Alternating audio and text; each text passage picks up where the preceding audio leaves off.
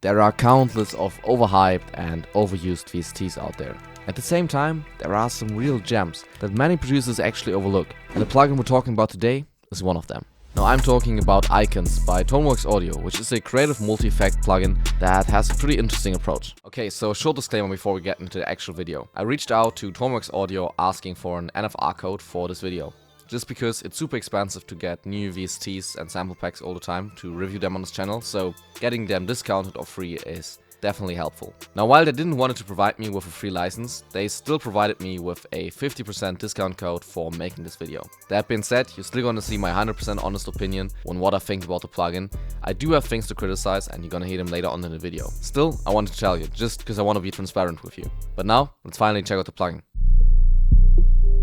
Right, so Icons is a multi-effect plugin, meaning it combines multi-effects all in one single plugin. And it has 16 different effect units in total, ranging from basic ones like reverb or distortion to more unique ones like reverse or grain. Now you can have up to 4 effects going at the same time, indicated by these red lights. And you also get control over 2 unique parameters per effect that you can control with the Control 1 and 2 knob. Now besides that, the plugin has a basic dry-wet knob, as well as an XY pad that allows to adjust the relative volume of the effects to each other. And last but not least, it comes with 100 factor presets that we're going to check out in the next section as well. Okay, so now that we have all these hard facts out of the way, I think it's time to cook up with this plugin and actually see it in action. So before recording this video, I prepared a patch on my synthesizer that sounds something like this.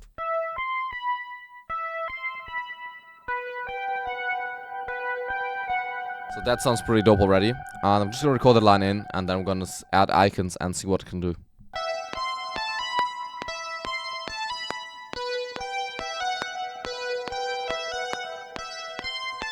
Now let's add Icons to this. I'm just gonna go through some of the factory presets.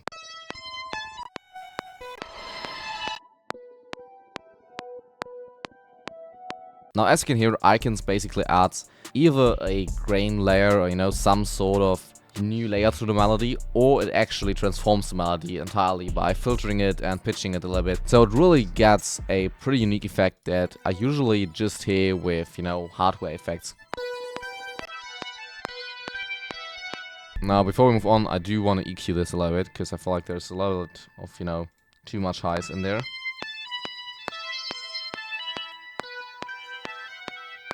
And maybe we can also halftime this.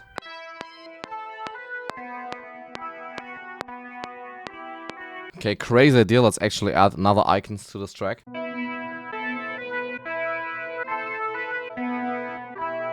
And now a little bit of auto pan to, just move it a little bit from left to right speaker.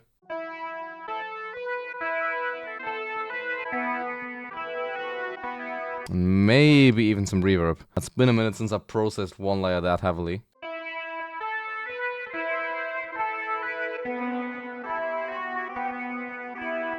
Alright, so I think I want to add some sort of key layer to this. So in a recent video of mine, I tested out the IK Multimedia VI Max bundle, which has a bunch of different, sample instruments. And Sampletron in there is actually a pretty good sounding emulation of the Mellotron.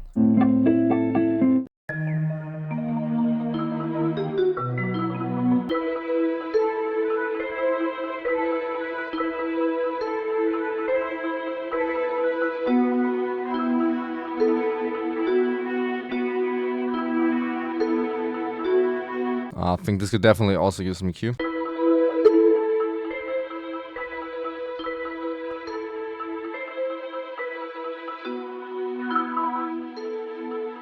Now let's try adding Icons and just seeing what cool effects we can find.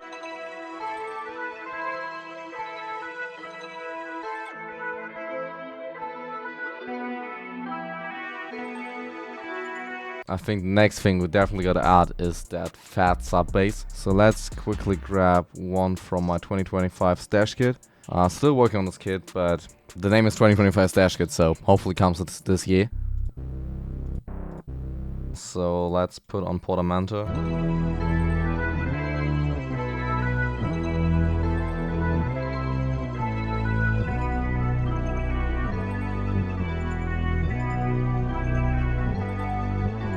Now while the bass sound is sounding super sick the way it is. I think it's doing a little bit too much to be in like an intro section. So I still want to have some low sound in there. So I'm going to add a low piano. And for this, I'm going to use the Noir in Contact. And I'm going to use the Dark preset.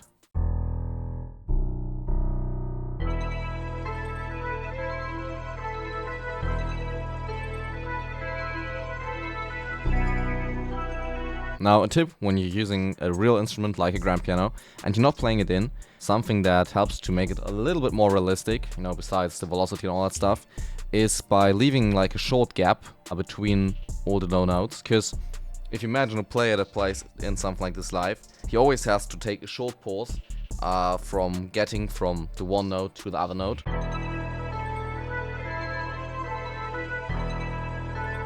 Okay, I feel like the next element that would fit really good into this would be some sort of vocal.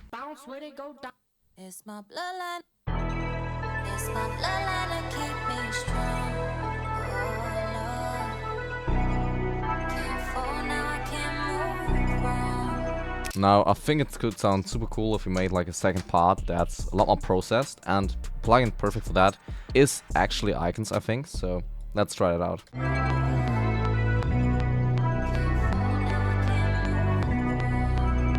Now, the only thing this melody is missing is maybe some sort of phrase, just to add a little bit more to it.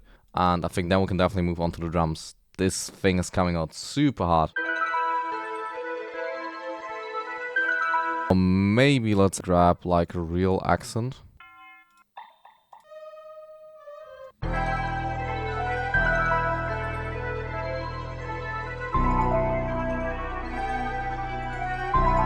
Alright, I think it's time to add some hard trap drums to this. Probably one of my favorite melodies I did in a while, so that definitely has something to say. Just want to get some really punchy drums that are just straight in your face, you know?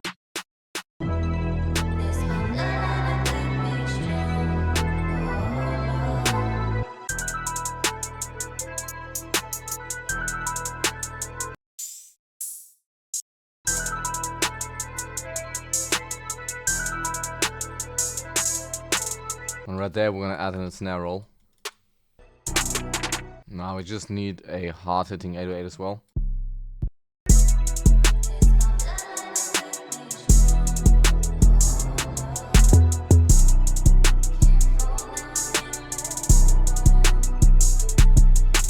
Alright, now this beat is clearly not finished yet. It definitely needs a little bit of touching up here and there. But the main point of all of this was trying to show you how Icons works, and I think I brought that across pretty good with the melody. So here's how the final beat sounds.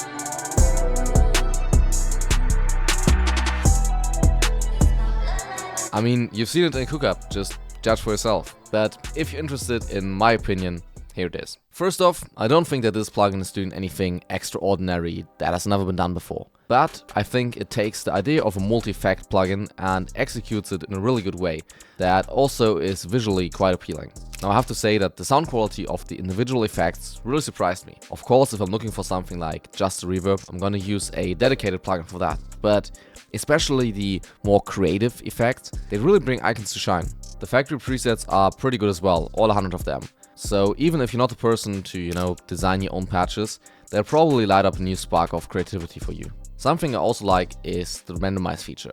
Even though it's random, it almost always seems to come up with a good sounding end result. Okay, but now what about the stuff I don't like as much? To me it seems like the Toneworks audio team got a little bit too inspired by real Outboard G when they designed the UI for Icons. First off, once you're inside the door and using the plugin, there's no way to tell what exact effect you're using except for the user manual or the icons. And yes, some of them are pretty self-explanatory, but others just aren't, so I wish they would be just typed out on the screen somewhere. This frustrated me even more with the Control 1 2 knobs, because they control 2 unique parameters per effect, which brings the total amount of parameters up to 32.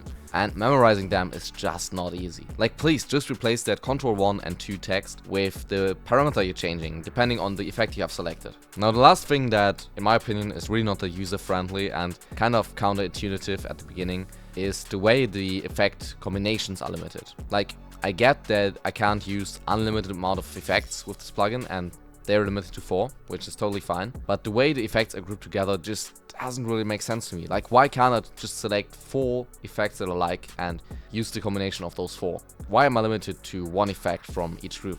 I guess this has something to do with the randomize feature and the way it almost always comes up with something good sounding, because it has the same limitations, so it only combines effects that kind of sound good together, but still, for preset design and the end user experience is just not that great. Especially, again, if you just got your hands on this and you're trying it out for the first time. Now, to me, it kind of feels like Icons is just 95% complete. I mean, the looks are there, the idea is there, the sound quality is there, even the presets are there, but the UI is just not really properly thought out sometimes. And it's really a shame, because otherwise this would be an amazing, outstanding plugin.